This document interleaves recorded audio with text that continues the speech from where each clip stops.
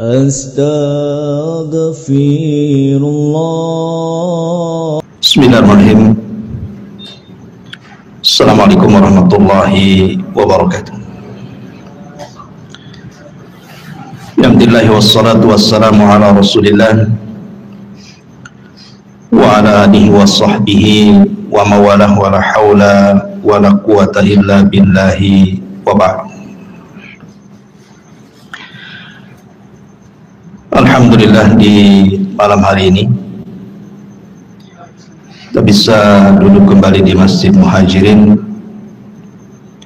dan kita lanjutkan kajian kita masih membahas Qasasul Anbiya fil Qur'anil Karim, kisah-kisah para nabi di dalam Al-Quran. Dan malam ini kita akan membahas seorang nabi, satu di antara 4 nabi yang menguasai dunia. Al-Imam Ibnu Al-Jauzi rahimahullahu ta'ala dalam tarikhnya mencantumkan riwayat Abdullah bin Abbas radhiyallahu anhuma. Nabi sallallahu alaihi wasallam bersabda bahwa penguasa yang menguasai sebagian besar dunia adalah arba'atun, ada 4 orang, mu'minani wa kafiran, 2 mukmin dan 2 kafir. Fal mu'minani, adapun yang 2 mukmin, Dzulqarnaini wa Sulaiman, Dzulqarnain dan juga Raja Sulaiman. Wal kafirani Namrud wa Bukhtun Nasr, dan yang kafir adalah Raja Namrud dan Bukhtun Nasr. Wa sayamlikuha khamisun min ahli baiti, dan yang kelimanya kelak yang akan menguasai dunia adalah dari keturunanku, kata Rasul. Siapa? Al-Imam Mahdi. Berarti dari sini ada 4 orang yang menguasai dunia. Pertama Dzulqarnain, yang kedua Sulaiman, yang ketiga Namrud, dan yang keempat Bukhtun Nasr, dan yang kelima belum terjadi karena terjadinya di akhir zaman.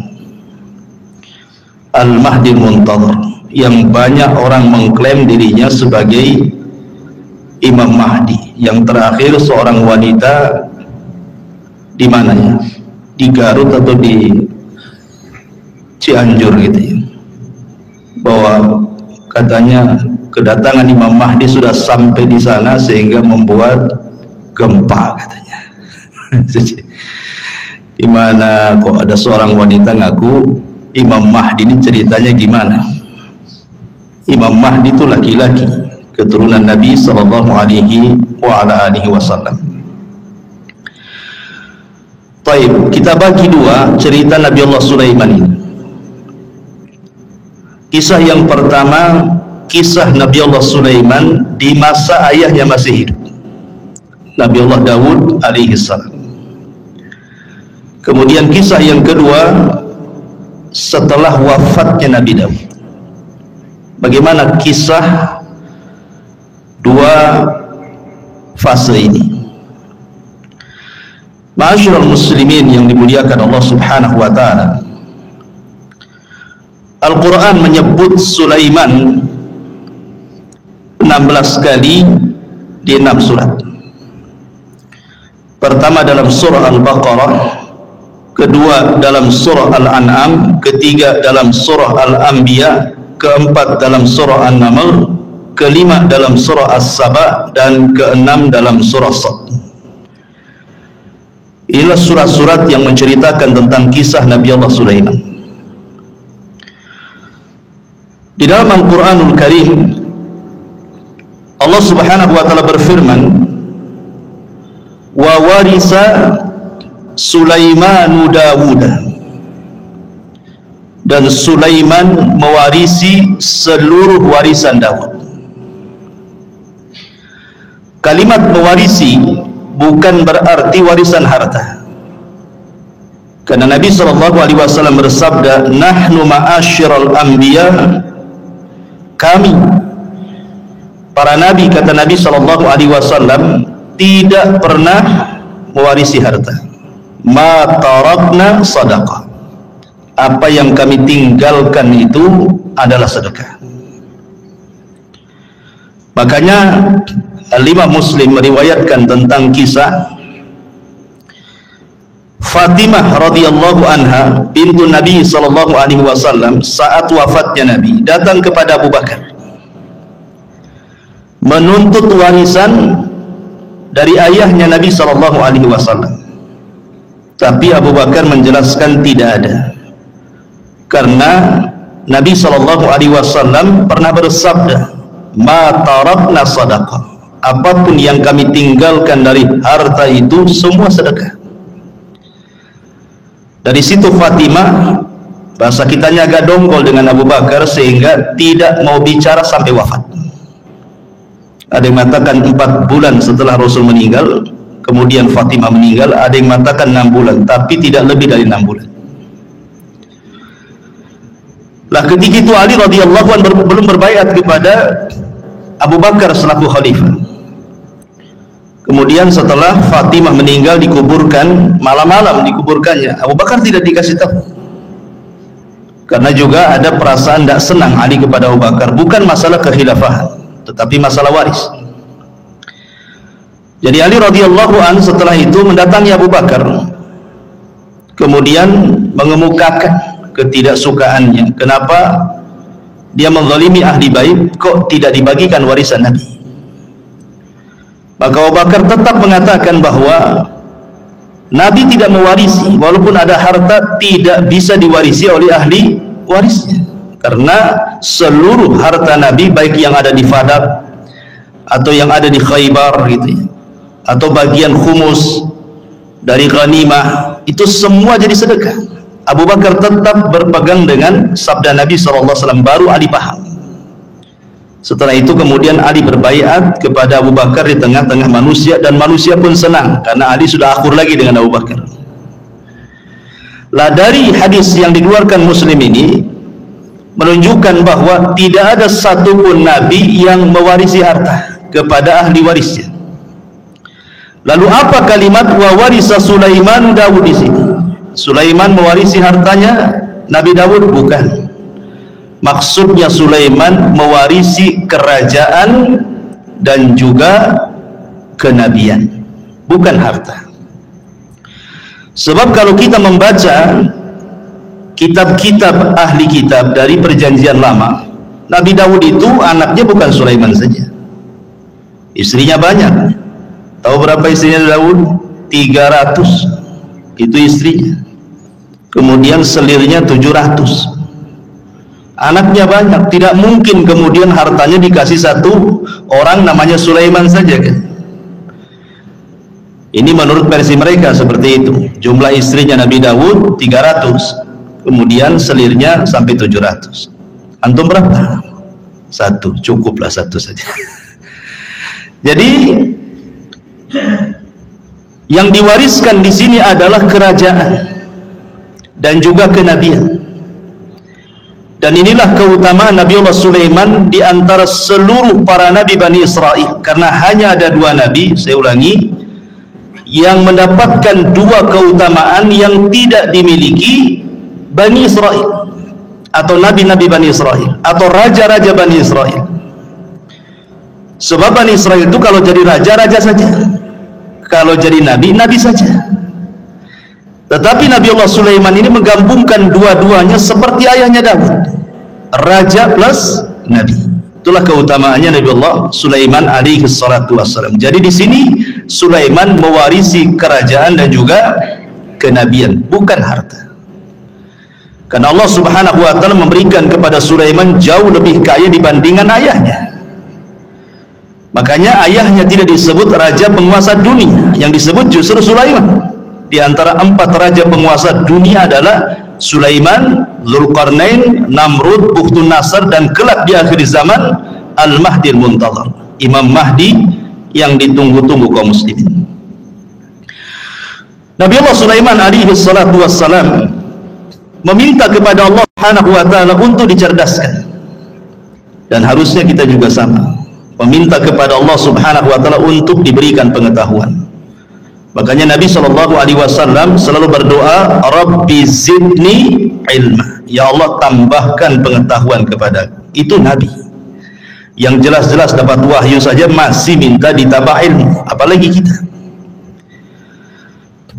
Disebutkan dalam hadis Abdullah ibn Amr ibn As radhiyallahu anhu, ketika Sulaiman selesai membangun Masjidil Aqsa, ingat bukan membangun dari pondasinya, karena Masjidil Aqsa juga sudah dibangun oleh Nabi Yakub sebelumnya.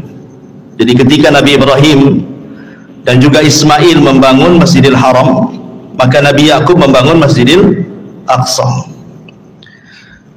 Jarak antara Yakub kepada Sulaiman itu jauh sekali, ratusan tahun pun gitu ya, sehingga kemudian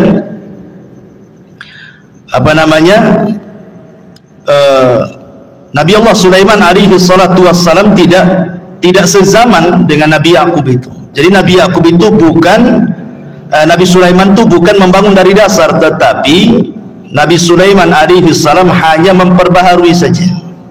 Dia memperbaharui apa yang sudah ada, kemudian dibuat pondasi, di atas pondasi itulah yang disebut dengan Haikal Sulaiman, yang sekarang sedang dicari-cari oleh orang Yahudi.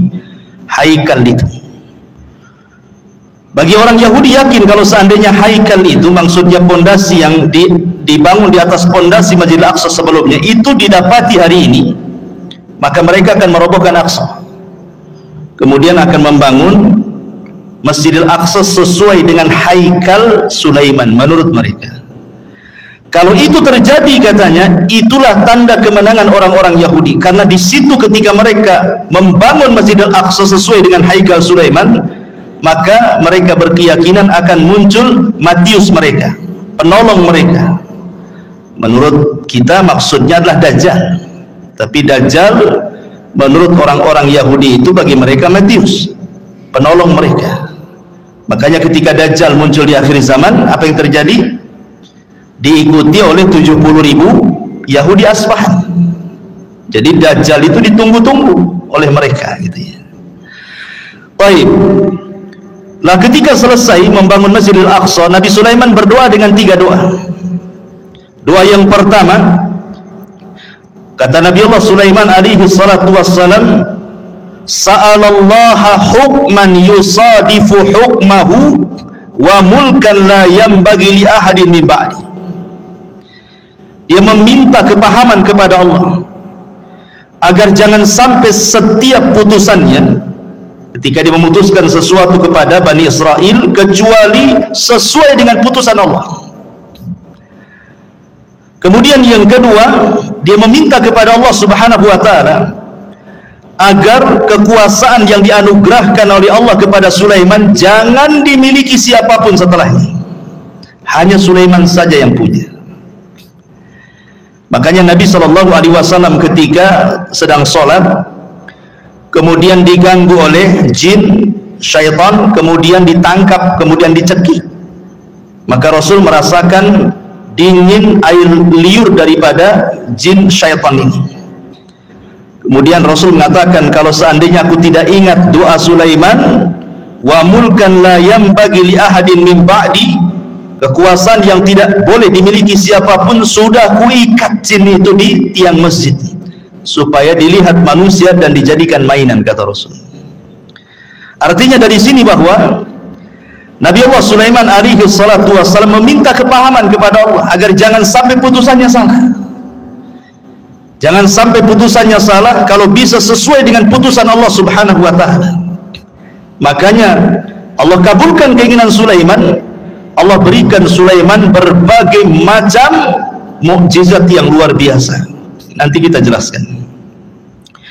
Baik, kita akan cerita fase di mana Nabi Sulaiman masih bersama ayahnya Nabi Allah Daud alaihi salatu wassalam berdasarkan Al-Quran dan hadis-hadis yang sahih saja. Adapun kalau ada kisah-kisah Israiliyat itu hanya sekedar pelezat cerita saja, nggak perlu diyakini, nggak perlu didustakan, ya nggak perlu dibenarkan, ya sebagai pelengkap saja. Ma'asyiral muslimin yang dimuliakan Allah Subhanahu wa taala. Suatu ketika ada satu kisah dari dua wanita yang dua-duanya itu punya bayi. Dua wanita ini sedang mandi ceritanya.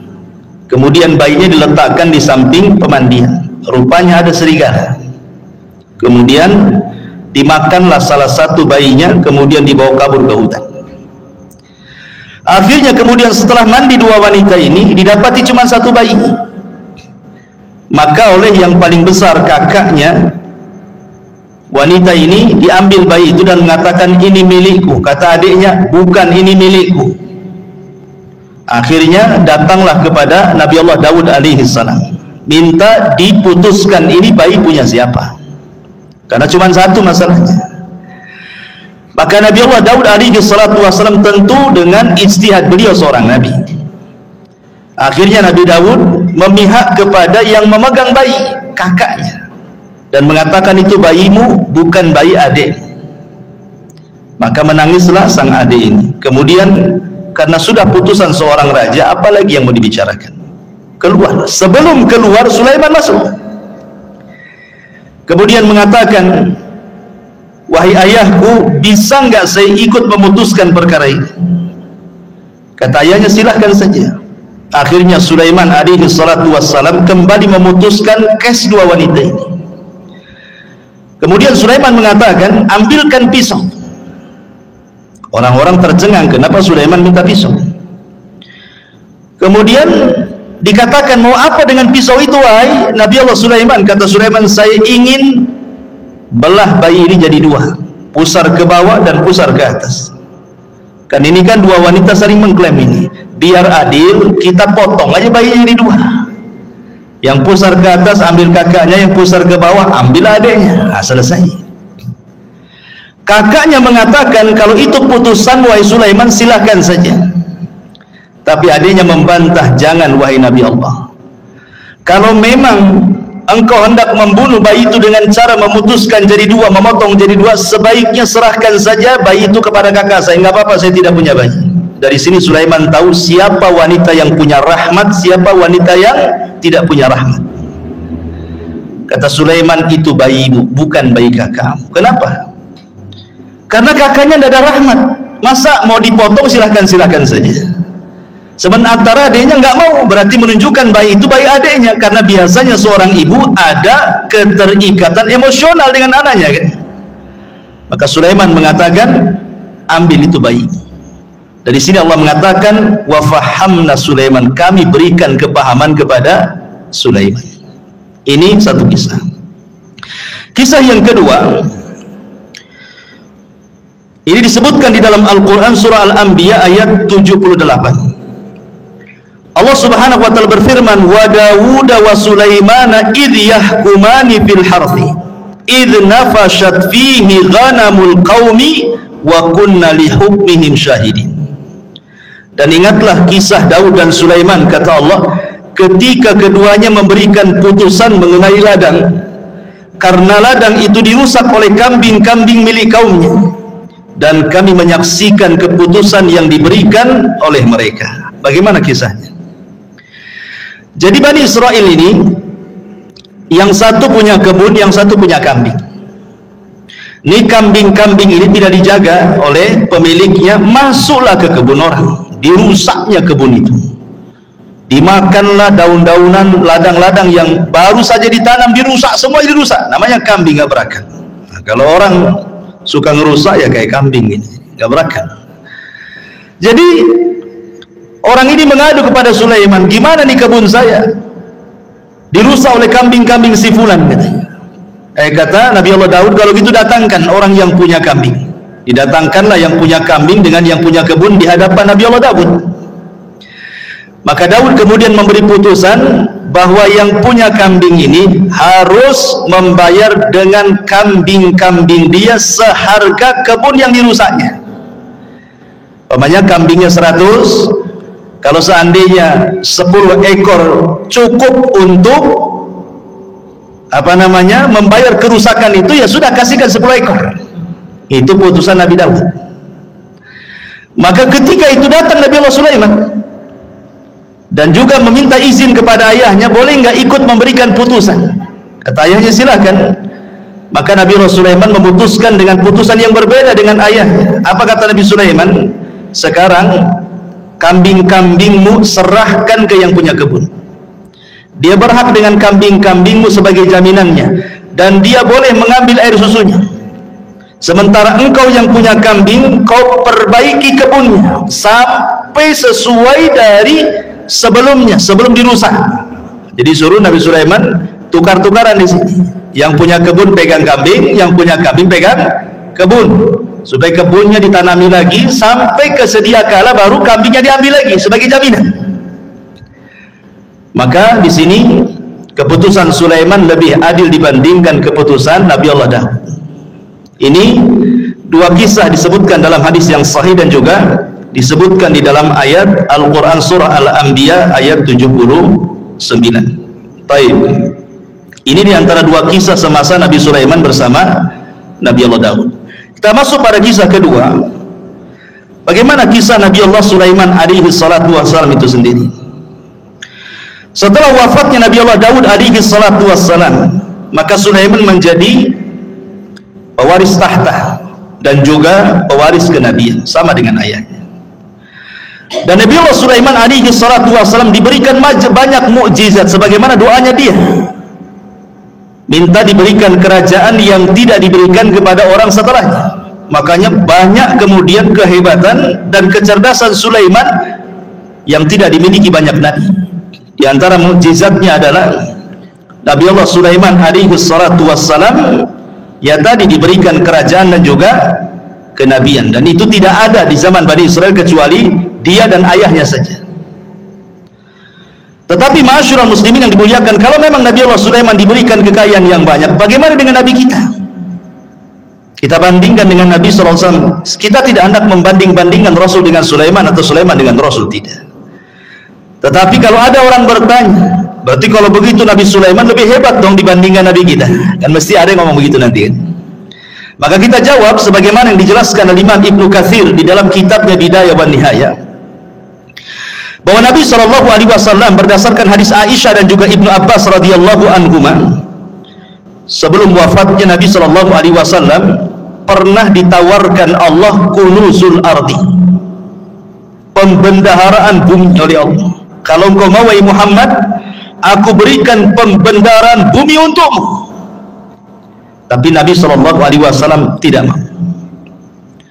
Bahkan saat wafatnya datang malaikat, kan Jibril datang menawarkan tentang kunuzul ardi, kau tetap diberikan hidup yang panjang kemudian bumi diserahkan kepadamu, ataukah engkau memilih untuk kembali kepada Rafiqil A'la di sisi Allah Subhanahu wa taala. Rasul enggan memilih dunia, tapi Rasul memilih meninggal karena ingin berjumpa dengan kawan-kawannya di mana? Di Rafiqil A'la. Artinya kalau seandainya Rasul meminta untuk hidup, tentu Rasul pun sama akan diberikan kekayaan yang pernah Allah anugerahkan kepada Sulaiman. Itu maknanya. Ini yang pertama. Kemudian yang kedua, Nabi Allah Sulaiman diberikan mukjizat muhadatsatu ma la yantiq. Nabi Sulaiman itu mampu berbicara dengan makhluk-makhluk Allah yang tidak bisa bicara. Ya, umpamanya dengan batu, dengan pohon dan yang semacamnya. Itu Sulaiman paham dengan bahasa-bahasa mereka. Maka ini pun sama juga dengan Nabi SAW. Bahkan Nabi SAW pernah mengatakan, inni la a'rifu hajaran kana yusallimu alayya bi Makkah qabla an ab'atha inni la a'rifuhu al-an. Apa kata Rasul? Sebelum Rasul SAW diangkat jadi Nabi, Rasul itu pernah kemudian lewat di sebuah tempat di Mekah, rupanya ada yang mengucapkan salam, Assalamualaikum ya Muhammad, tapi Rasul melihat ke samping, tak ada pula orang, ya, hanya ada bebatuan dan pepohonan saja kan. Akhirnya kemudian setelah Rasul diangkat jadi Nabi, baru paham bahwa yang mengucapkan salam itu adalah batu dan pepohonan, dan Rasul mengatakan, aku sekarang tahu di mana hajar ataupun batu yang ketika aku belum diutus jadi Nabi dia mengucapkan salam kepadaku. Artinya Nabi SAW pun diberikan oleh Allah Subhanahu wa Ta'ala mukjizat gitu, bahwa batu-batu kemudian pohon-pohon juga bertasbih dan mengucapkan salam kepada Nabi sallallahu alaihi wasallam. Bahkan diriwayatkan dari Abi Sufyan dan dia Talha ibn Nafi' dari Anas bin Malik radhiyallahu an, jaa Jibril ila Nabi sallallahu alaihi wasallam dzata yaumin wa huwa jalisun hazinun qad hadaba bid-dima min darbati ba'di ahli Makkah. Jadi suatu ketika Rasul dipukuli ahli Makkah sampai berdarah. Jibril datang untuk menghibur Nabi sallallahu alaihi wasallam. Itulah bagaimana Nabi sallallahu alaihi wasallam luar biasa dalam berdakwah, di permulaan dakwah sampai dipukuli oleh orang Makkah sampai berdarah juga. Maka Jibril mengatakan, atuhibbu an urika ayat. Jadi Jibril ingin menenangkan kesedihan Rasul, maukah aku tunjukkan kepadamu kuasa Allah? Maka Rasul mengatakan, na'am, tentu. Fanadhara ila syajaratin min wara'il wadi. Maka kemudian Jibril menatap satu pohon di balik lembah. Faqala, maka Jibril katakan, ud'u tilka syajarata fadaha. Kau panggil saja pohon itu, maka pohon itu akan tercabut dari akarnya dan akan berjalan dan akan menghadap kamu, katanya. Kemudian Nabi SAW memanggil betul-betul pohon itu, betul-betul pohon itu tercabut dari akarnya, berjalan menghadap Rasul, mengucapkan salam. Kemudian kata Jibril, murha, perintahkan dia untuk kembali. Maka Rasul pun memerintahkan dia untuk kembali. Kata Rasul, hasbi, cukup, katanya. Artinya kalau Nabi SAW mau, semua pohon bisa diperintahkan, ya kan? Kalau mau, umpamanya kalau Nabi SAW mau, bisa saja pohon-pohon itu diperintahkan Nabi SAW, dan ini mujizat Rasul. Dan sanadnya riwayat ini ala syarti Muslim, berdasarkan syarat Imam Muslim. Kemudian yang ketiga di antara mukjizat Nabi Allah Sulaiman, taskhirur riyah sakharahallahu li Sulaiman. Jadi Sulaiman mampu menundukkan angin. Tentu ada sebabnya kenapa Nabi Allah Sulaiman mampu menundukkan angin, ikhwan. Jadi suatu sore Nabi Sulaiman itu, dan itu disebutkan di dalam Al-Qur'anul Karim ketika kita bicara tentang kuda Sulaiman. Jadi Sulaiman itu suka dengan kuda perang. Jadi sore hari itu Sulaiman saking senangnya dengan kuda-kuda itu, karena kan Sulaiman ahlul jihad. Tentu di zaman itu tidak ada kendaraan untuk perang melebihi kuda. Kalau di zaman sekarang ya ada pesawat, ada tank, macam-macam kan itu ya. Zaman dulu ya kuda saja, itu binatang yang paling hebat di dalam berperang. Makanya Allah bersumpah dalam Al-Quran, wal adiyati ghabha, demi kuda-kuda perang yang mengeluarkan suara terengah-engah. Dan Rasul mengatakan bahwa di ubun-ubun kuda perang itu ada barokah sampai kiamat. Dan Rasul mengatakan 3 olahraga yang disunnahkan: berenang, kemudian memanah, kemudian berkuda. Memang kuda itu ada keistimewaan. Dan di akhir zaman nanti perangnya kaum muslimin melawan orang-orang Nasrani itu dengan kuda, karena teknologi sudah tidak ada. Artinya kuda ini berkahnya sampai kiamat. Maka Sulaiman suka dengan kuda. Jadi suatu sore dia memandang kudanya, mengelus-ngelus kudanya gitu ya. Dan ingat, ada kuda khusus. Sulaiman itu punya kuda, dia punya sayap. Jadi ya ada kuda-kuda biasa, tapi ada khusus kuda Nabi Sulaiman itu bersayap dia. Ya, jadi bisa terbang dengan kuda itu dengan sayap. Dari mana kita tahu kudanya Sulaiman itu bersayap? Dari perkataan Nabi SAW, dari senyumnya Rasul ketika Aisyah radhiyallahu masih kecil. Aisyah kan masih kecil kan, usianya masih muda. Jadi suka dengan boneka-bonekaan. Nah, di antara boneka yang di depan Aisyah itu kuda yang bersayap. Jadi Rasul mengatakan, itu kok kuda bersayap, kata Nabi. Masa ada kuda bersayap? Kata Aisyah radhiyallahu mengatakan, bukankah kau tahu bahwa kudanya Sulaiman juga bersayap, katanya Aisyah. Fadhahikan Nabi SAW. Maka Rasul tersenyum. Ya. Dan Rasul tidak membantah kan, hanya senyum saja kepada Aisyah radhiyallahu anha. Dari sini sebagian ulama beristidlal bahwa ada kuda-kuda Sulaiman itu yang bersayap. Walaupun ada yang membantah bahwa Aisyah ini hanya menukilkan cerita-ceritanya orang-orang Quraisy, dan Rasul juga tersenyum, ya, tidak mengatakan mengiyahkan dan juga tidak mentidakkan. Jadi ada juga yang membantah tidak ada, ya kuda-kuda tidak bersayap. Tapi ada juga yang mengatakan kuda Sulaiman itu ada yang bersayap gitu ya.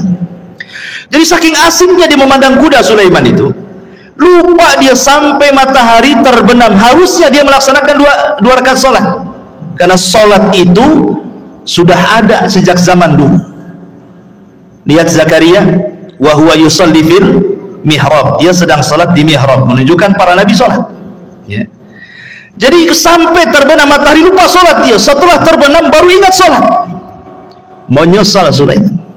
Maka disebutkan di dalam Al-Quranul Karim tentang kisah Nabi Sulaiman ini, idh urida alaihi bil asyi as-safinatul jiyad.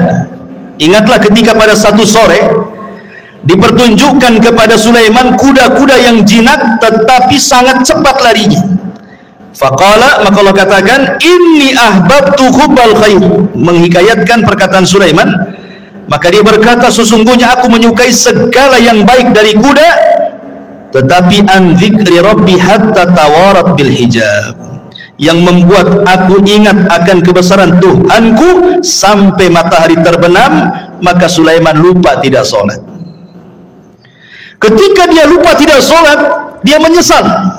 Maka keesokan harinya apa kata Sulaiman? Urudduha alayya fatafika mashan bisuq wal a'nad.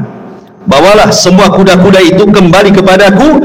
Lalu dia, ada yang mengatakan dalam tafsirnya, memotong kaki dan leher kuda itu, menyembelihnya. Jadi ada dua riwayat, ada dua penafsiran ulama. Ada yang mengatakan Sulaiman tidak menyembelih kuda, karena mustahil. Apa salah kuda? Kenapa disembelih? Sulaiman yang ngusap saja, kemudian disuruh jauhkan dia dari. Tapi Allahu a'lam, pendapat yang masyhur dari kalangan ahli tafsir, Sulaiman betul-betul menyembelih kuda itu kemudian disedekahkan. Ikhwan, kuda Nabi Allah Sulaiman menurut keterangan Bani Israel itu, Israiliyat itu bukan satu dua kuda, ya, ribuan kuda disembelih dan disedekahkan kepada Bani Israel, fuqara Bani Israel. Nah, setelah kemudian Nabi Allah Sulaiman menyembelih kuda-kuda itu karena terlalaikan dari sholat, maka kaidah dalam Islam apa? Man taraka syai'an lillahi awadallahu khairan minhu. Siapa yang meninggalkan sesuatu karena Allah, Allah ganti dengan yang lebih baik. Ketika Sulaiman meninggalkan kuda-kuda itu karena Allah, karena melalaikan dia dari sholat, Allah ganti yang lebih baik. Apa itu? Allah tundukkan angin. Jadi Sulaiman itu kalau berperang, dia membuat semacam papan kayu-kayu besar gelondongan gitu, kemudian diikat-ikat, jadilah macam perahu, ya. Jadi kalau Sulaiman itu mau pergi kemana saja, naik saja dia di atas perahunya. Apa yang perlu dibawa, kuda atau pasukan apa, nanti dia suruh angin untuk mengangkatnya, tinggal pergi. Lebih enak kan, naik kuda kan. Makanya disebutkan dalam Al-Quran itu, kalau kuda itu mampu berjalan 1 bulan, cuman setengah, pagi berangkat, sore sudah sampai.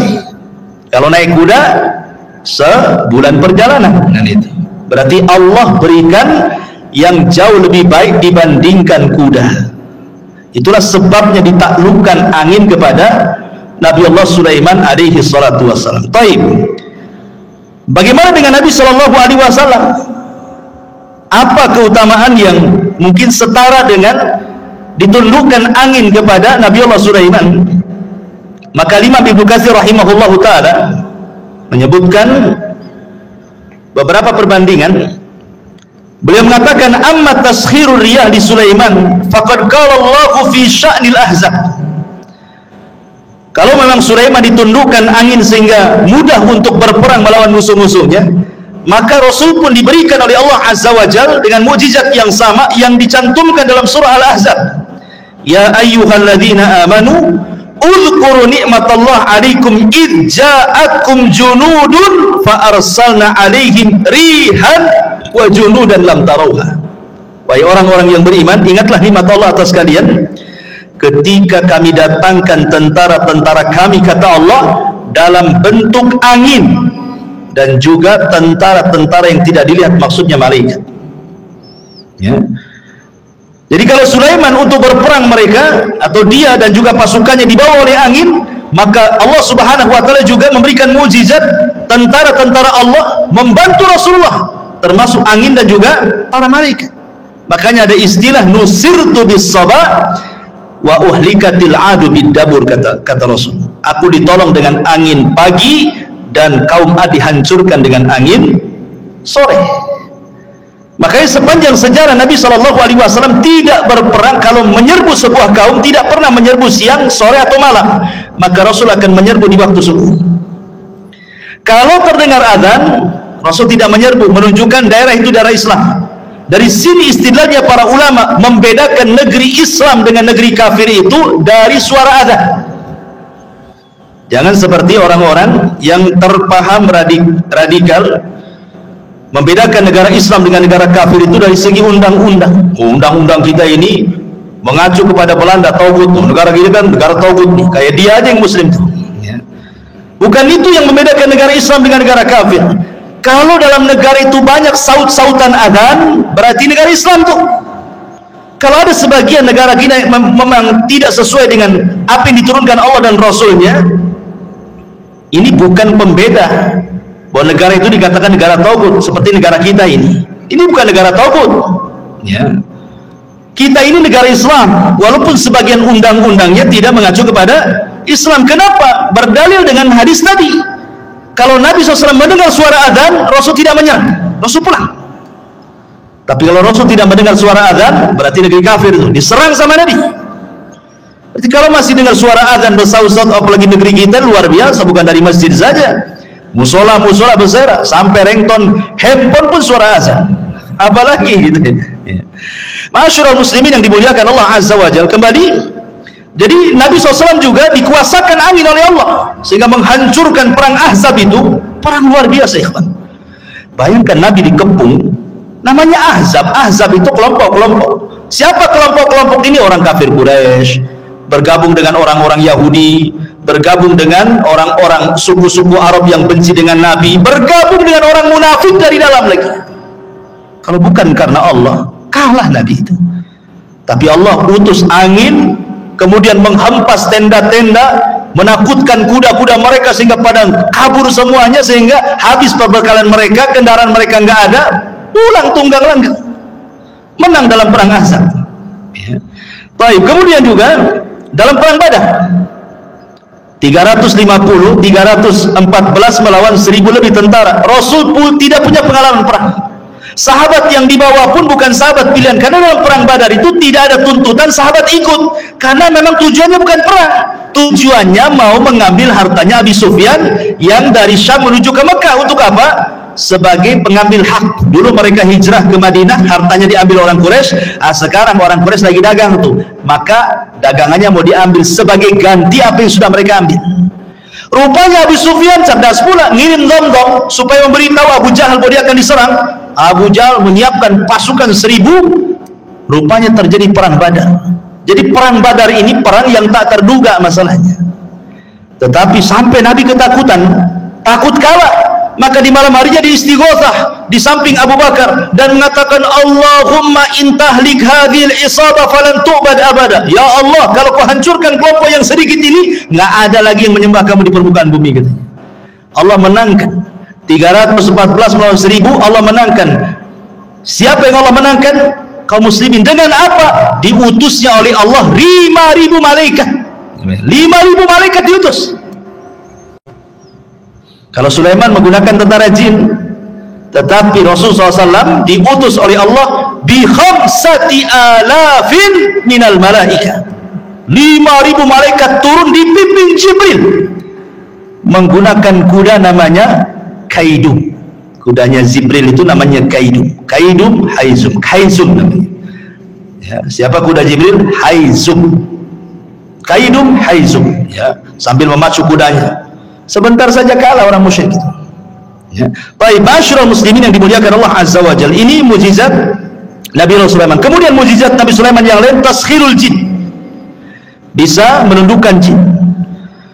Dan itu disebutkan di dalam Al-Qur'anul Karim, wa minal jinni man ya'malu baina yadayhi bi'idni rabbih wa man yazid minhum an amrina nudhikhu min adzabis sa'ir ya'maluna lahu ma yasha' min mahariba wa tamathila wa jifanil kal jawab wa qudurir rasiyat. Dan sebagian jin yang bekerja di hadapan Sulaiman, di bawah kekuasaan Sulaiman dengan izin Allah, dan siapa yang menyimpang di antara mereka kalangan jin dari perintah kami, kami rasakan kepada mereka azab neraka yang apinya menyala-nyala. Maka para jin bekerja untuk Sulaiman sesuai dengan apa yang dikehendakinya, di antaranya membuat gedung-gedung tinggi, patung-patung, piring-piring besar seperti kolam dan periuk-periuk yang tetap berada di tungkunya.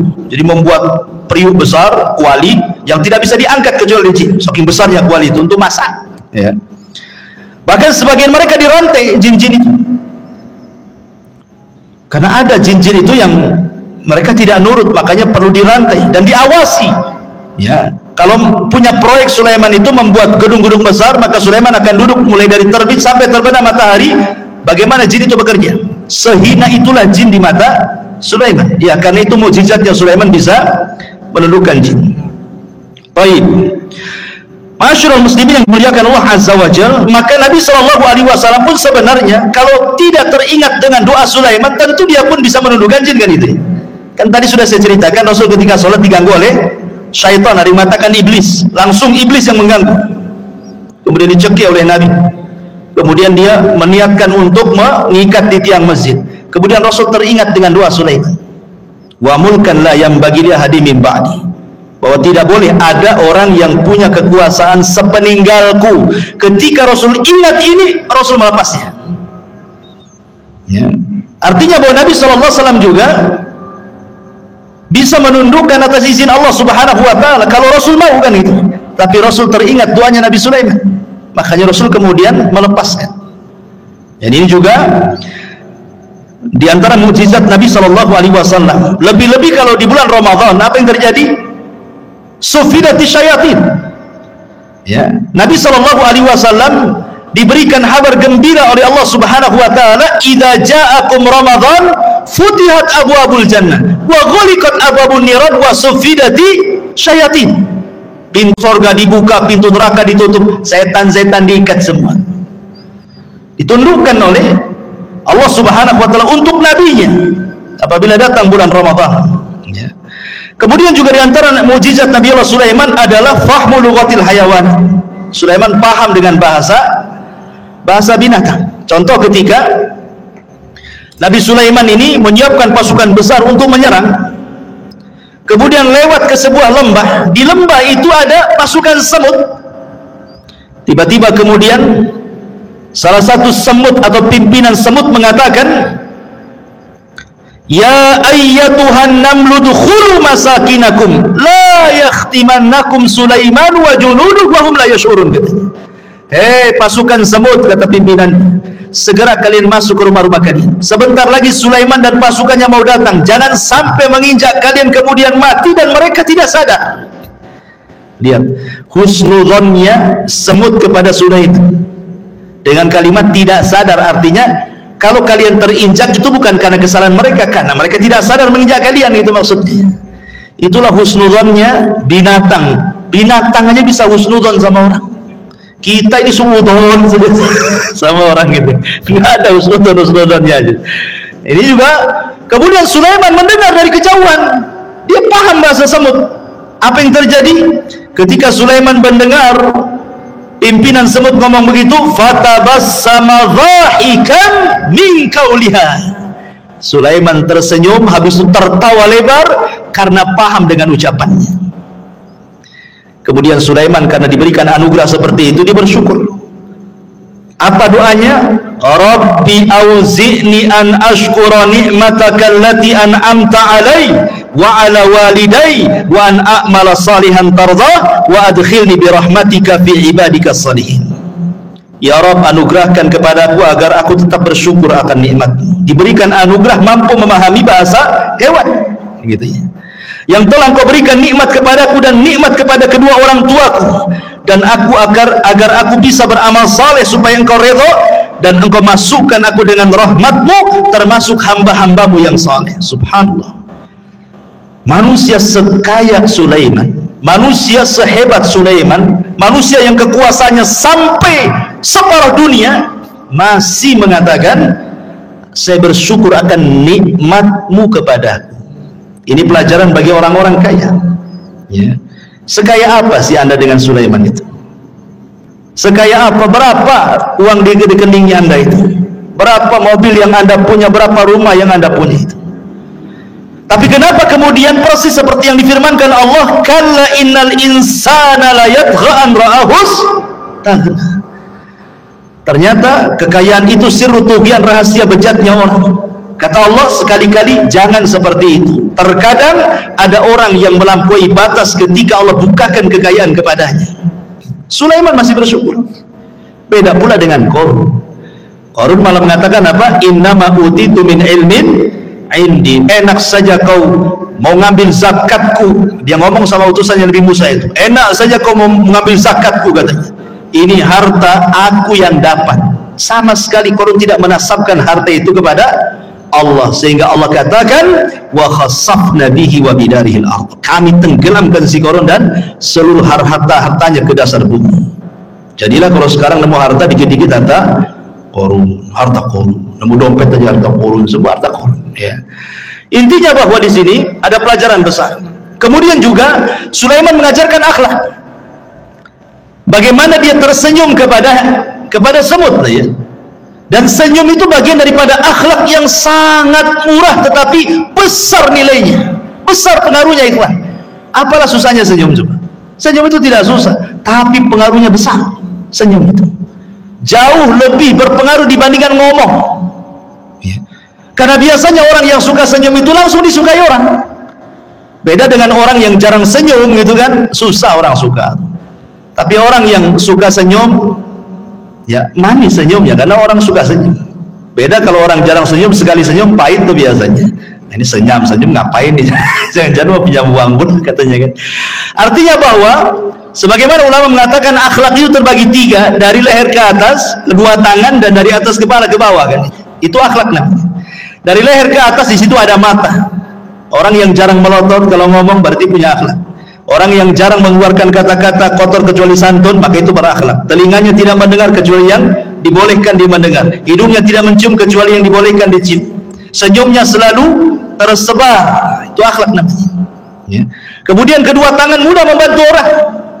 Kemudian dari badan ke atas, ketika kita bicara dengan orang, kita berhadap-hadapan. Jangan badan kita ngadap kemana, orang pula ngadap ke kita. Mentang-mentang dia kaya, pejabat, kemudian nggak direken ngomong apa sebelah itu. Dia ngadap sana, orang ngadap sini, kan itu. Nggak berakhlak badannya, ya. Jadi itu akhlak namanya. Sulaiman mengajarkan akhlak, fatabassam, dia pun senyum. Dan Rasul mengatakan tabassumuka li akhika sadaqah. Senyum kamu kepada saudaramu itu sedekah. Coba bayangkan, kalau antum senyum ketemu orang senyum, berapalah sedekah. Mungkin antum bakhil mengeluarkan uang, ya. Gantilah uang itu dengan senyum, kan enak. Tapi kalau tengok kotak infak jangan senyum. Nggak penuh-penuh nanti, maksudnya kalau ketemu orang, gitu ya. Baik, kembali bahwa Nabi Allah Sulaiman alaihi salatu wassalam mampu paham dengan bahasa binatang. Sekarang bagaimana dengan Nabi sallallahu alaihi wasallam? Al-Imam Ibnu Katsir mengatakan, walaqad u'tiya Muhammadun sallallahu alaihi wasallam misla dzalik wa aktsar minhu. Rasul pun diberikan hal yang sama, bahkan lebih banyak dibandingkan Sulaiman, kata Imam Ibnu Katsir. Faqad taqaddam dzakarna li kalamil bahaim was-siba wal hanil jad'i wa ragha'il ba'ir wa kalamil syajari wa tasbihil hasa wal hajari wa du'aihi iyahu ila akhir perkataan Ibnu Katsir. Saya contohkan beberapa kisah. Pertama, kisah Abi Sa'id Al-Khudri radhiyallahu anhu. Jadi ceritanya Abu Sa'id Al-Khudri ini menceritakan, jadi ada seorang penggembala, tiba-tiba datang serigala. penggembala datang serigala, diambillah satu kambing itu, dibawa kabur ke hutan, dikejar sama yang punya kambing, akhirnya direbut lagi dari serigala itu. Tiba-tiba serigala yang bisa bicara. Apa kata serigala ini? Ala tattaqillah, tidakkah kau bertakwa kepada Allah? Tanzi'u minni rizqan saqahullahu alayya. Kata serigala, tidakkah kau bertakwa kepada Allah, wahai penggembala? Kau sudah merebut rizki yang Allah anugerahkan kepadaku, kau ambil lagi katanya. Kagetlah ini penggembala kambing, kok serigala bisa bicara kan ini ya. Ini aneh ini serigala ini, kok bisa bicara gitu. Kalau sekarang kan tengok di punggungnya ada baterainya enggak? Gitu, berarti robot itu ya. Nah, kemudian orang ini mengatakan, ya ajibah, dzambun yukallimuni kalamal insi. Saking herannya penggembala ini mengatakan, kok kamu bisa bicara seperti manusia katanya. Maka serigala ini mengatakan, ana ukhbiruka bi'ajabi min dzalik. Kata serigala, nggak perlu heran. Mau nggak aku habarkan dengan yang lebih ajaib dibandingkan ini, kata serigala ini. Apa itu? Kata serigala ini, Muhammadun sallallahu alaihi wasallam bi Yathrib yukhbirun nas bi anba'i ma qad sabaq. Kamu tahu orang namanya Muhammad yang ada di Yathrib, kata serigala itu. Dia lebih hebat dibandingkan aku. Dia mampu berbicara tentang habar-habar yang sudah berlalu dari kalangan para nabi, Qarun, Fir'aun dan yang lainnya, atau yang akan datang hari kiamat macam-macam. Aku tidak bisa, kata serigala. Akhirnya kemudian seorang ra'il ghanam ini akhirnya datang menemui Nabi, masuk Islam. Kemudian dia menceritakan tentang serigala yang bicara itu ke hadapan Nabi SAW. Maka kata Rasul, sadaq, serigala itu benar katanya. Walladzi nafsi Muhammadin biyadihi la taqumus sa'ah hatta yukallimus siba'al insan. Tidak akan tegak kiamat, kata Rasul, sampai ada binatang yang bicara dengan manusia. Itulah kamu, katanya. Kan gitu ya. Jadi sanadnya adalah syarti sahih, dan hadis ini disahihkan oleh Imam Al-Baihaqi. Ya, lihat serigala ini mengakui apa? Kehebatan Nabi. Dan dia bisa bicara. Ya. Kemudian juga diriwayatkan dari Safinah Maula Rasul. Rasul itu punya pembantu namanya Safinah. Pembantu Rasul banyak, salah satunya Safinah namanya. Jadi Safinah ini suatu ketika dia sedang safar, naik perahu. Qadar Allah, perahunya dihempas ombak, akhirnya hancur perahunya, berantakan. Tetapi Allah takdirkan dia selamat dengan satu kayu yang sisanya itu dia ngambang sampai dibawa ke antah berantah. Tiba-tiba dia nyasar di sebuah pulau. Ketika terbangun, tiba-tiba ada singa di hadapannya.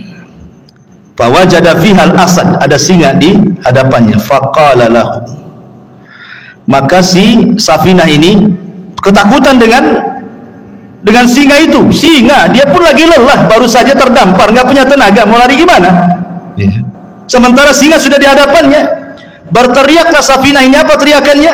Dia mengatakan, ini, kata Safinah ini, sesungguhnya aku adalah sahabat Nabi SAW.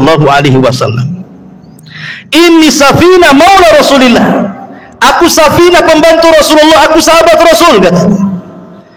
Tiba-tiba menjinaklah singa ini. Kemudian fadharaba mankibi, tiba-tiba kakinya singa menepuk bahunya dia, seolah-olah ngajak pergi.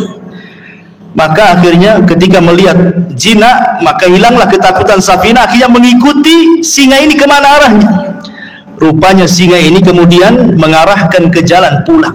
Sebelum pulang, katanya Safinah menceritakan, seolah-olah dia melambai-lambai yuwaddiuni, seolah-olah ingin berpisah, ya, selamat pergi gitu kan. Subhanallah. Kemudian hal ini disampaikan kepada Nabi SAW. Lihat, binatang disebut saya pembantu Nabi, langsung jinak. Luar biasa. Kan nggak menghadap Nabi. Nabinya di mana? Safinah hanya beritahu, saya ini pembantu Nabi, tadinya singa yang garang jadi lunak gitu. Tapi antum jangan praktekkan. Masuk ke kandang singa, saya umat Nabi, apa nggak diterkam? Ya. Jadi ini menunjukkan ikhwatul fillah muliakan Allah Azza wa Jalla, bagaimana singa itu tunduk dengan hanya ucapan saya adalah khadimun Nabi. Luar biasa. Ya. Ini juga disebutkan Imam Ibnu Katsir dalam kitabnya Al-Bidayah wa Nihayah. Kemudian juga disebutkan dari Abdurrahman ibn Abdullah ibn Mas'ud, dari bapaknya, dia mengatakan kunna ma'a Rasulillah SAW fi safarin famararna bi syajaratin fiha farha hamratan fa akhadnahuma. Kata Abdurrahman ibn Abdullah ibn Mas'ud, dari bapaknya, dia berkata kami pernah safar bersama Rasul dalam peperangan. Tiba-tiba kami ini melihat ada burung cantik di atas pohon, cantik sekali. Kemudian naiklah salah seorang kami, diambilnya telurnya itu, diambil telur burung itu. Tiba-tiba fa'aja'at al-hamra ila Rasulillah sallallahu alaihi wasallam, maka induknya datang burung ini, kemudian menghadap Nabi sallallahu alaihi wasallam seolah-olah dia menceritakan bahwa ada kehilangan telurnya ini. Maka Nabi SAW langsung membariskan pasukan dan mengatakan man fajahada bifarhaiha, siapa yang menyakiti anak burung ini, katanya. Rasul tahu gitu ya. Ya, Rasul kan tidak tahu, yang nggak tahu Pak burung melapor kepada Nabi SAW. Maka Rasul mengatakan rudduhuma, balikan anaknya. Kemudian dalam riwayat rudduhu rahmatan biha, kembalikan, kalian harus punya kasih sayang. Ya, sahabat pun mengembalikan. Artinya bahwa kalau Nabi SAW juga diberikan oleh Allah Subhanahu wa Ta'ala mujizat yang sama, paham dengan bahasa binatang. Sampai Imam Ahmad meriwayatkan dari musnadnya kisah tentang Anas bin Malik radhiyallahu anhu, bahwa suatu ketika Anas bin Malik radhiyallahu anhu masuk bersama Rasul di haid min haidil Ansar, di ganggang kota Ansar, kota Madinah. Ya. Apa yang terjadi? Kata Anas bin Malik radhiyallahu anhu, tiba-tiba datang seekor ghanamun fasajadat lahu. Tiba-tiba lari seekor kambing, sujud pula di hadapan Nabi. Ya. Sahabat nengok, ada kambing sujud di hadapan Nabi gitu ya. Maka faqala Abu Bakar mengatakan, Rasul, kalau kambing yang tidak berakal ini sujud, harusnya kami yang sujud, katanya. Tapi Rasulullah mengatakan la yanbaghi an yasjuda ahadun li ahadin walau kana yanbaghi li ahadin an yasjuda li ahadin la amartul mar'an tasjuda li zawjiha. Tidak boleh. Kalau Allah perintahkan aku untuk merintahkan kalian sujud di antara kalian, maka yang pertama kali aku peruntukkan sujud bukan kalian kepadaku, tapi seorang istri sujud kepada suaminya karena besarnya haknya. Tetapi aku tidak diperintahkan untuk itu. Ada yang mengatakan hadisnya lemah, tetapi ada yang sahih yang dikeluarkan Musnad Imam Ahmad juga tentang kisah unta yang mengejar Rasul. Tiba-tiba Rasul sedang naik keledai bersama Jabir, disusul sama unta itu. Setelah untanya di depan, tiba-tiba ia buruk sujud di hadapan Rasul. Kemudian Rasul turun, dilihatnya unta itu nangis, diusap air matanya. Kemudian Rasul tak berbincang-bincang apa dengan unta, sahabat tidak tahu. Tiba-tiba Rasul berdiri, berteriak, man sahib hadzal jamal, siapa pemilik unta ini? Tiba-tiba ja'a fatan minal ansar, datang anak muda dari Ansar, ana ya Rasul, saya Rasul. Maka Rasul marah dan mengatakan, afala tattaqillah fi hadhil bahimati allati malakakallahu iyyak. Tidakkah kau bertakwa kepada Allah? Allah sudah kuasakan unta kepadamu. Kenapa engkau tidak merawatnya? Innaka tuji'uhu wa tut'ibu, kau hanya membuat unta sakit dan engkau membuat unta lapar, kau hanya bisa mempekerjakan saja, tidak bisa mensejahterakan. Rasul paham juga dengan bahasa unta. Ya. Ini mukjizat, artinya kalau Sulaiman juga paham dengan bahasa semut dan binatang-binatang yang Rasul pun sama, bahkan lebih, kata Ibnu Katsir, dibandingkan Nabi Allah Sulaiman alaihi salatu wassalam. Kemudian juga yang lainnya diantara Sulaiman isalatul nuhas, mampu mencairkan tembaga persis seperti bapaknya. Kan bapaknya itu kan bisa membuat baju besi kan, tanpa harus dibakar, dikasih pandu besi. Nah, Sulaiman juga seolah-olah tangannya panas, besi tinggal dikual-kual, bila baju besi. Makanya Allah mengatakan wa arsalna lahu ainal qitr, kami alirkan cairan tembaga bagi Sulaiman. Artinya Sulaiman mampu untuk membuat baju besi cukup dengan tangannya, persis seperti mukjizat bapaknya Nabi Allah Daud alaihi salatu wassalam. Ini diantara mukjizat-mukjizat yang Allah Subhanahu wa taala anugerahkan kepada Sulaiman. Ada satu kisah dari Abu Hurairah radhiyallahu anhu, hadis ini dikeluarkan Imam Ahmad dan disahihkan oleh Imam Hakim walaupun ada sebagian melemahkan. Jadi suatu ketika kharaja Sulaiman alaihi salam tasqi fara'a namlatan mustalqiyatan ala dhahriha rafi'atan qawami'aha ila sama taqulu Allahumma inna khalqun min khalqik laisa bina ghaniyun an suqyak faqala irji'u faqad suqitum bidakwati ghairikum. Jadi Sulaiman ini kan waktu itu terjadi pacaklik di Bani Israel. Nah, hujan lama, nggak turun-turun hujan. Jadi Sulaiman mau pasukan untuk sholat istisqa di lapangan.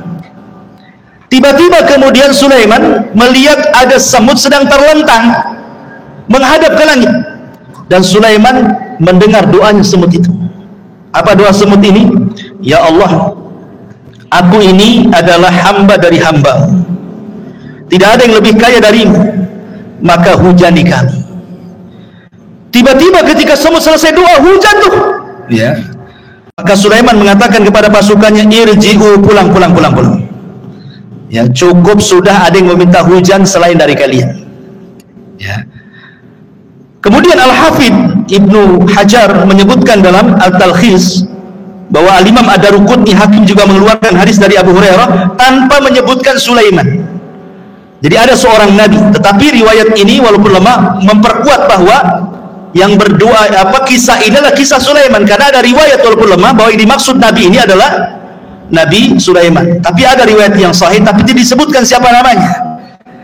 Adapun riwayat yang menyebutkan adanya Sulaiman dilemahkan para ulama. Tapi yang jelas bahwa lihat bagaimana di sini faedahnya.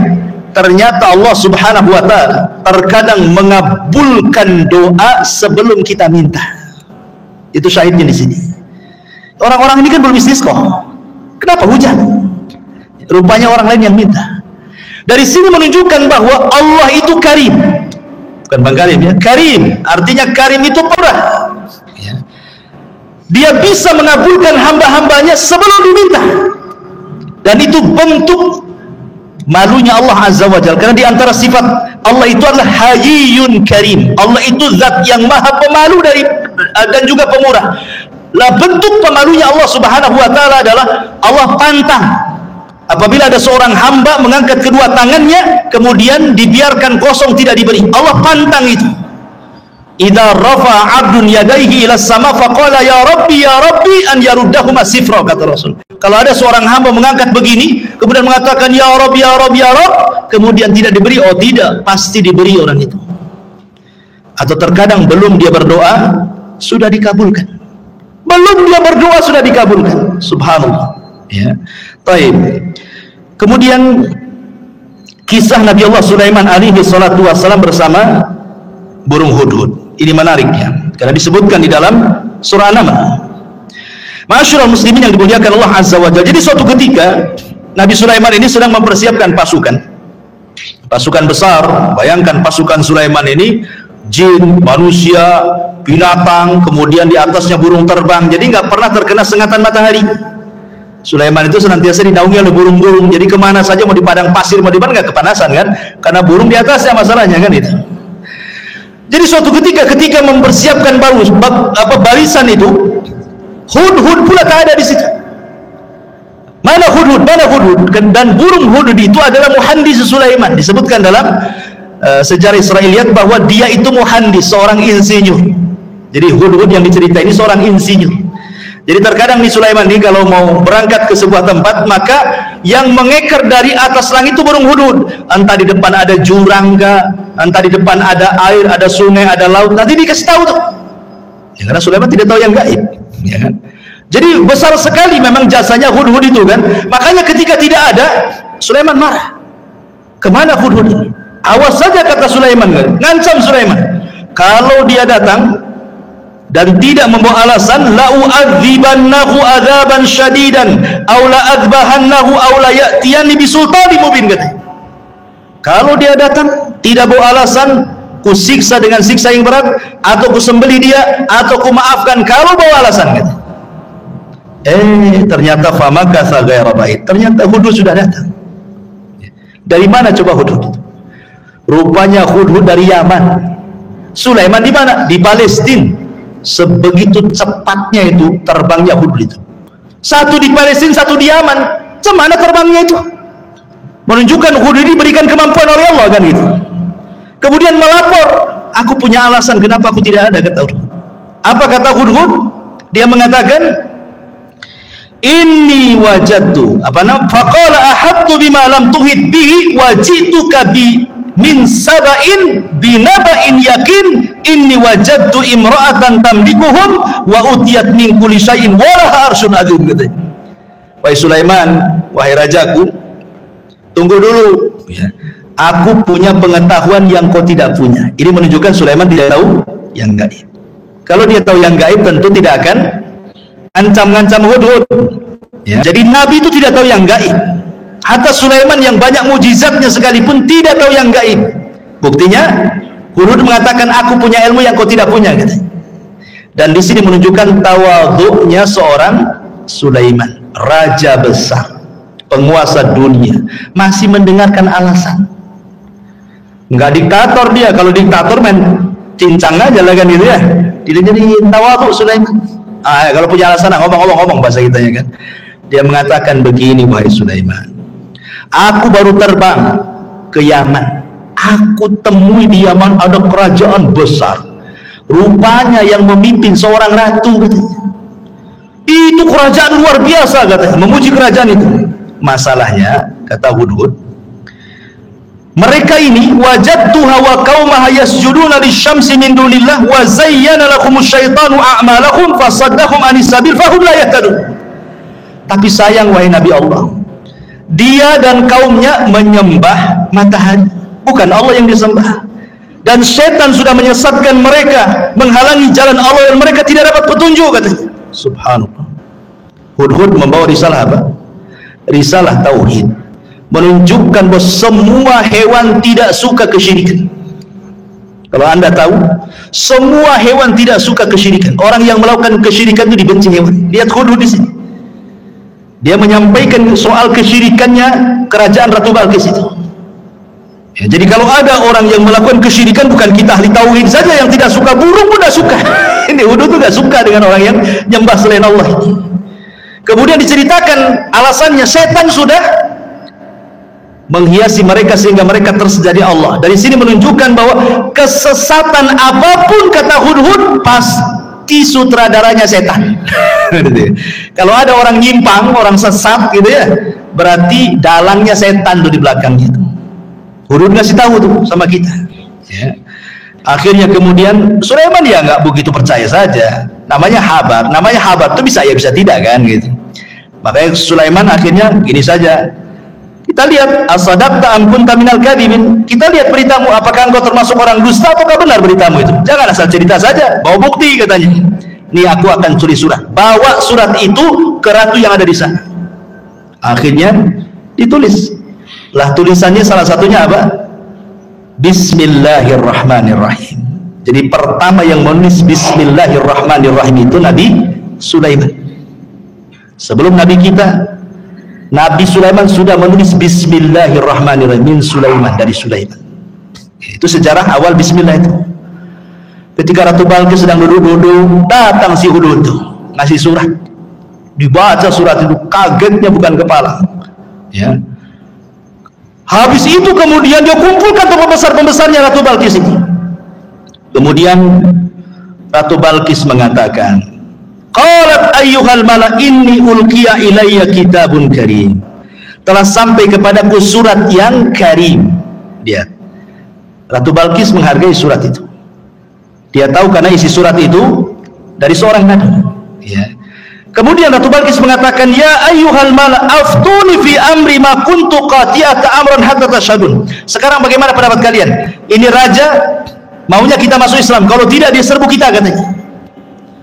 Kata raja-raja ini, kata para pembesarnya, tunggu dulu wahai ratu, nahnu ulu quwwatin wa ulu ba'sin syadid wal amru ilaiki fangduri madza ta'muri. Tenang, kita ini kerajaan besar, tentara kita kuat, kita hadapi sajalah, katanya. Tapi putusan tetap kepadamu, nurut kepada Ratu Balqis.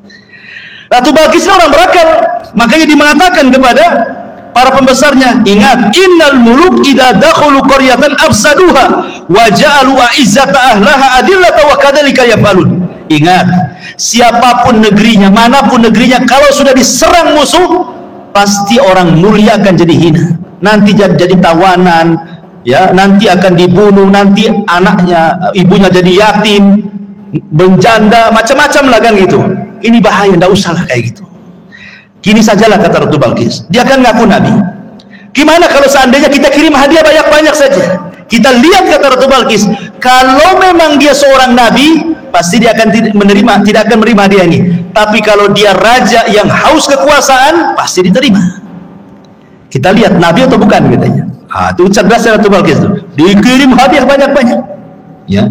Ketika kemudian Sulaiman mendapatkan hadiah itu, Sulaiman mengatakan, qala atumidunani bimal fama atani Allah khairun mimma atakum bal antum bihadiyatikum tafrahun. Kata Sulaiman, enak saja kalian kirim hadiah katanya. Aku sudah punya semuanya, yang aku miliki, yang Allah berikan itu jauh lebih baik daripada yang engkau miliki, kata Sulaiman. Lihat, Sulaiman selalu menasabkan kepada Allah di sini. Apa kata dia? Atumiduni bimali fama atani Allah. Ini bahasanya.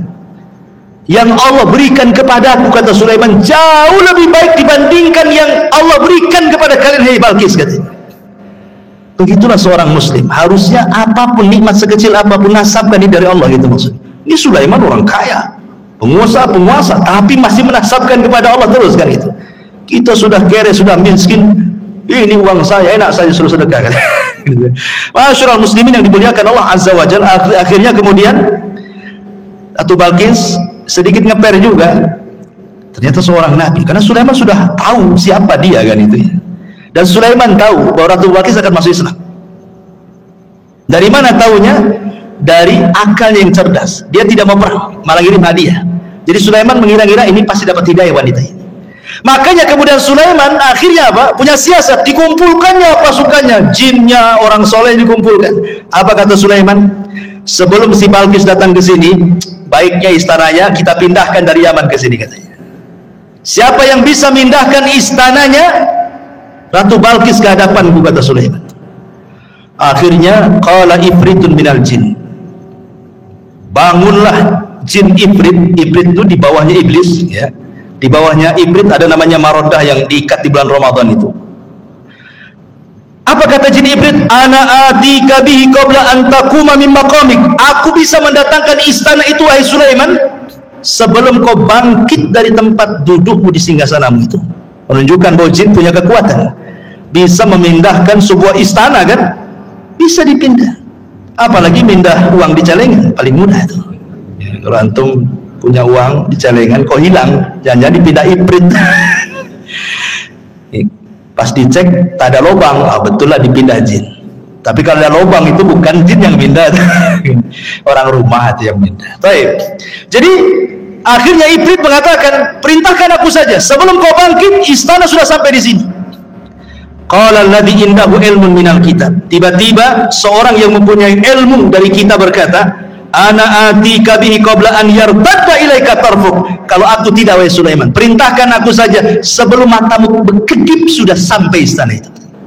Terjadi silang pendapat, siapa orang ini kok sakti kali dibandingkan ifrit nih. Ada 4 penafsiran para ulama. Ada yang mengatakan bahwa dia adalah Jibril. Jibril turun dan mengatakan, saya akan pindahkan. Penafsiran yang kedua, ini ifrit tapi yang muslim, yang satunya kafir, yang mengatakan sebelum kau bangkit itu adalah ifrit kafir. Tetapi yang mengatakan sebelum berkedip ini ifritnya muslim. Itu satu penafsiran yang lain. Penafsiran yang ketiga, Sulaiman sendiri yang ngomong begitu. Aku bisa memindahkan sekejap sebelum aku berkedip sudah sampai. Tapi pendapat yang masyhur dari kalangan para ulama bahwa yang memindahkanlah seorang laki-laki yang bernama Asif ibnu Barkhiyah. Asif pakai shad, Asif ibnu Barkhiyah, dialah orang kepercayaannya Nabi Musa yang diajar, yang mampu menguasai Ismul A'zam, nama-nama Allah yang agung. Kalau dalam Islam itu ada namanya Asmaul Husna. Di antara Asmaul Husna itu ada namanya Ismul A'zam. Menjadi perselisihan para ulama, Ismul A'zam dalam Asmaul Husna itu apa? Ada yang mengatakan Al-Hayyu, ada yang mengatakan Al-Qayyum, ada yang mengatakan Allah. Wallahu a'lam. Pokoknya tidak tahu mana yang satu. Kalau antum berdoa membaca Asmaul Husna 99 itu, insya Allah doa antum dikabulkan, karena pasti akan membaca Ismul A'zam. Salah satu dari 99 kan kita tidak tahu yang mana satu itu Ismul A'zam itu. Nah, kalau berdoa cobalah baca semua itu Asmaul Husna itu. Boleh jadi pas dengan Ismul A'zam, karena kan disembunyikan yang mana satu kita tidak tahu. Nah, Asy bin Barqiyah ini menguasai Ismul A'zam. Makanya kemudian dia berdoa kepada Allah, sebelum berkedip istananya sudah sampai. Seorang-orangnya juga keangkut di istana itu. Bayangkan, Ratu Balkis datang ke hadapan Sulaiman. Kata Sulaiman, sebelum Balkis masuk ke istana, kita robah dikit katanya. Masih kenal gak dengan istananya? Gitu. Apa yang dirobah? Tehelnya, keramiknya dirobah. Dibuat apa? Dibuat kaca. Ya, karena kan di istana dipindah, diletakkan di lautan, masalah istana itu kan bawahnya air tuh, dikasih kaca, jadi seolah-olah kalau nginjak itu nginjak air gitu. Jadi kata Ratu Balkis kepada Sulaiman kepada Balkis, betul nggak istana? Kayaknya iya, kayaknya tidak katanya. Dia ragu-ragu, iya ke tidak kan itu. Kalau tengok bangunannya iya, tapi kok isinya beda kan itu ya. Makanya sempat disebutkan dalam Quran ini, Balkis ini sampai kemudian menyingkap pakaiannya, khawatir terkena air, padahal itu kaca tuh. Ya. Dari situlah dia melihat kehebatan Sulaiman. Akhirnya Ratu Balkis mengatakan perkataan menunjukkan dia masuk Islam, wa aslamtu ma'as Sulaiman lillahi rabbil alamin. Maka Balkis mengatakan, aku sekarang masuk Islam bersama Sulaiman. Dia masuk Islam akhirnya. Tapi menjadi perselisihan apakah Balkis ini menjadi istri Sulaiman atau tidak, itu menjadi khilaf ulama. Dia mengatakan jadi istrinya, dia mengatakan tidak. Wallahu a'lam. Tidak ada riwayatnya. Karena Sulaiman ini juga istrinya banyak. Ada dalam sebuah hadis yang sahih, jadi satu malam Sulaiman itu diberikan kekuatan mampu menggauli istrinya. Istrinya 100 ya kawan. Ada yang mengatakan yang 60 istri sahnya, yang 40 selirnya. Ya. Jadi semuanya 100. Kata Sulaiman, malam ini bernazar ingin menggauli semua istrinya dalam satu malam. 100 wanita digauli satu malam. Kalau nggak punya kekuatan, tengkleng lantum tuh. Ini kan khusus para nabi. Nabi itu diberikan kekuatan oleh Allah. Sulaiman diberikan kekuatan itu. Kemudian Sulaiman bernazar, aku ingin gauli dalam satu malam ini semua istri-istriku, dan aku berdoa kepada Allah, setiap istriku mengandung punya anak, dan kujadikan semuanya tentara di jalan Allah untuk berperang. Itu Sulaiman, itu nadarnya. Rupanya Sulaiman lupa membaca insya Allah. Harusnya dia mengatakan insya Allah, karena masyiah itu tetap milik Allah. Kalau kita berkehendak, Allah tidak mungkin terjadi. Allah berkehendak, kita tidak, pasti terjadi. Itu semua kaidah seperti itu. Harusnya Sulaiman mengucapkan insya Allah. Maka malam itu digilir semua istri-istrinya. Rupanya tidak ada yang mengandung kecuali satu. Ketika melahirkan, separuh manusia separuh bukan. Tidak punya kaki, puntung kakinya ke atas, ya, nggak punya kaki. Ya. Itulah makanya kenapa walaupun dia seorang nabi, tetap masyiah itu milik Allah, kehendak itu milik Allah. Makanya penting mengucapkan insya Allah. Apapun mengucapkan insya Allah. Mau datang besok insya Allah, datanglah insya Allah. Tolonglah datang insya Allah. Kok kayaknya orang sekarang kalau bilang insya Allah ragu-ragu tuh. Padahal insya Allah itu maksudnya mengaitkan kejadian kepada Allah, karena Allah yang berkehendak. Walaupun kita sudah yakin besok akan datang, yang namanya kehendak milik Allah ternyata ketabrak, ternyata ada masalah, ternyata macet, dan nggak jadi juga kan gitu ya. Makanya setiap apapun gantungkan kepada Allah Subhanahu wa ta'ala. Untuk terakhir karena waktu juga, jadi sebelum wafatnya Nabiullah Sulaiman alaihi salatu wassalam, ada satu kisah juga yang menarik di sini, tentang kisah seorang petani. Ya, belum saya ceritakan. Jadi suatu ketika ada seorang petani, dia berangan-angan ingin mendapatkan kekuasaan seperti yang dimiliki oleh Sulaiman. Akhirnya kemudian angin itu tiba-tiba kemudian memberitahu Sulaiman bahwa ada orang yang berangan-angan ingin seperti dia. Angin yang menceritakan kepada Sulaiman. Maka Sulaiman pun datang, kemudian menemui petani itu dan mengatakan, wahai petani, janganlah kau berangan-angan sesuatu yang kau tidak mampu. Jangan. Ya, dan di sini juga ada adab berdoa itu sesuai dengan kemampuan. Jangan berdoa kepada Allah meminta sesuatu yang mustahil antum dapat. Walaupun kita tahu bahwa bagi Allah tidak ada yang mustahil, tapi kan kita melihat kenyataan. Ya, umpamanya antum ini hanya kerja ya gaji mungkin pas-pasan, serabutan, tukang bangunan ke ojek online atau apa gitu kan. Berdoa, ya Allah, jadikan aku presiden, umpamanya kan. Buatkan aku istana besar. Ya mustahil juga. Bagi Allah tidak mustahil, tapi kan kita tahu kemampuan kan. Ya, seperti orang ini kan meminta kepada Allah supaya diberikan seperti yang diberikan kepada Sulaiman kan. Maka Sulaiman mengatakan, janganlah meminta sesuatu kecuali yang engkau mampu. Kata Sulaiman, demi Allah, tasbihnya engkau satu kali, la tasbihatun wahidatun, kata Sulaiman, khairun minad dunya wa ma fiha. Kau cukup bertasbih, subhanallah, itu lebih baik dibandingkan dunia dan isinya, kata Sulaiman. Subhanallah ya, keistimewaan tasbih ya, subhanallah. Baik, jadi sebelum wafatnya Sulaiman, tadi saya sudah jelaskan, Sulaiman membangun Masjidil Aqsa. Kemudian berdoa kepada Allah Subhanahu wa taala dengan 3 doa. Ya, salah satunya doanya apa? Supaya Sulaiman diberikan hukum yang tidak menyelisih hukum Allah. Yang kedua, agar kerajaannya yang sudah dikuasai jangan diberikan kepada orang yang setelahnya. Yang ketiga, siapapun yang datang ke Masjidil Aqsa tidak berniat kecuali untuk sholat, keluar seperti bayi yang dilahirkan tidak punya dosa. Kata Rasulullah, adapun yang 2 sudah dikabulkan, adapun yang ketiga aku hanya mengharap Allah mengabulkannya. Kenapa? Karena Rasul sudah sholat di Baitul Maqdis ketika Isra Mi'raj kan, itu ya, dia ingin dikabulkan yang ketiganya. Dan yang terakhir, kisah wafatnya Sulaiman. Jadi ketika Nabi Allah Sulaiman alaihi salatu wassalam mendekati ajalnya, dia meminta kepada Allah Subhanahu wa taala agar kewafatannya Nabi Sulaiman ini jangan sampai diketahui bangsa jin yang sedang bekerja.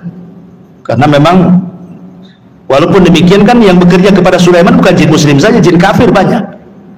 Dan mereka harus ditunggu. Makanya Nabi Sulaiman itu kalau menunggu jin-jin kafir sedang bekerja itu mulai dari terbit matahari berdiri di singgasananya sampai terbenam matahari. Jadi betul-betul mereka diawasi terus 24 jam. Jadi suatu ketika Sulaiman ini sedang memegang tongkat. Kemudian Allah takdirkan datang malaikat maut mencabut nyawa Nabi Allah Sulaiman. Lama Sulaiman itu tidak dijelaskan dalam sejarah berapa lama dia duduk di singgasananya sambil bertelekan kepada tongkatnya gini. Ya, sambil tongkat. Jadi yang menjadikan jasad Sulaiman tidak jatuh karena ada tongkat yang dipegangnya. Entah berapa lama, wallahu alam, tidak dijelaskan, Quran tidak menjelaskan, hadis juga tidak menjelaskan gitu. Yang jelas tiba-tiba tongkat itu dikerumuni oleh rayap, kemudian memakan tongkat itu sedikit demi sedikit. Akhirnya kemudian tongkat itu pun patah, lemah, hancur, Sulaiman terguling. Ketika Sulaiman terguling, maka jin-jin mengatakan, kalaulah kami tahu yang gaib Sulaiman itu sudah mati, tentu kami tidak dihinakan seperti ini. Dari sini menunjukkan bahwa jin tidak tahu yang gaib. Ya. Lah ketika Sulaiman meninggal dunia, ingat ketika di zaman Nabi Sulaiman itu kan banyak dunia perdukunan ya. Sebelum Sulaiman diutus itu kan dunia perdukunan di mana-mana. Ya. Makanya Allah utus Sulaiman untuk memberantas dunia perdukunan. Makanya diutus Asif ibn Barkhiyah tadi untuk mengambil semua buku-buku dukun-dukun itu. Kemudian diancam dukun-dukun, kalau masih melakukan praktik perdukunan dibunuh. Maka tidak ada berani satupun dukun yang melakukan praktik perdukunan. Mereka diminta tobat dan mentauhidkan Allah. Kemudian buku-bukunya disimpan oleh Asif ibn Barkhiyah di sebuah kotak, dan itu diletakkan di bawah singgasana Sulaiman. Sulaiman pernah ngancam, siapa yang mengambil buku sihir ini, kalau dia manusia aku bunuh dia, kalau dia dari kalangan jin terbakarlah dia. Ketika Sulaiman meninggal dunia, jin tidak bisa mendekati karena terkena sumpahnya Sulaiman, kalau diambil sama dia kan terbakar. Akhirnya kemudian mereka merayu, ada 2 orang namanya Harut dan Marut. Ada yang mengatakan Harut Marut itu manusia, ada juga yang mengatakan Harut Marut itu malaikat, ada yang mengatakan Harut Marut itu setan, macam-macam lah penafsiran ulama ya. Tapi yang jelas bahwa akhirnya diambillah oleh Harut dan Marut ini, kemudian diajarkan kepada manusia. Harut Marut sudah mengatakan ini tidak boleh diajarkan kepada kalian, kalau kalian bisa belajar ini bisa kufur masalahnya. Sehingga ada sebagian orang Yahudi tidak mau belajar, tapi ada juga yang tetap belajar. Akhirnya kemudian tersebarlah kesyirikan sihir kembali setelah Sulaiman wafat ya. Lah jin ini, iblis ini yang kemudian menghasut orang-orang untuk mengambil buku sihir di bawah singgasana Sulaiman, mengatakan, kalian tahu nggak kenapa Sulaiman bisa menundukkan angin, bisa menundukkan ini itu macam-macam? Dia itu punya sihir. Kalau kalian tidak percaya, tolong di bawah singgasananya ada buku-bukunya. Kalau kalian ingin seperti Sulaiman, ambil pelajari, katanya. Dari sinilah muncul keyakinan Yahudi bahwa Sulaiman itu bukan nabi, tetapi tukang sihir. Makanya di zaman Nabi SAW ketika Rasul kemudian memuji Sulaiman, menjelaskan tentang mukjizat-mukjizat Sulaiman, orang-orang Yahudi Madinah tidak terima dan mengatakan Sulaiman bukan nabi, Sulaiman itu penyihir.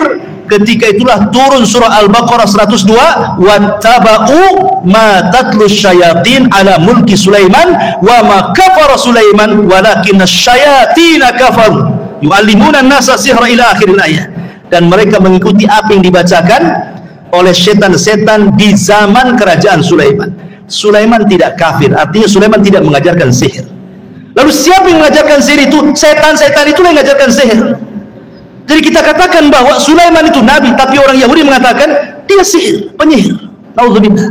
Makanya Allah turunkan wattaba'u ma tatlu syayatin ala mulki Sulaiman wa ma kafara Sulaiman walakinna syayatina kafaru yu'allimuna an-nasa sihra wa ma unzila 'alal malakaini bi Babila Harut wa Marut. Wallahu a'lam. Kisah Harut Marut panjang, tidak perlu dikisahkan, di lain kesempatan saja. Ini diantara kisah singkat dari Nabi Allah Sulaiman. Wallahu a'lam. Mudah-mudahan ada manfaatnya. Subhanallahi bihamdika asyhadu an la ilaha illa anta astaghfiruka wa atubu ilaik. Allahu ta'ala alam. Assalamualaikum warahmatullahi wabarakatuh.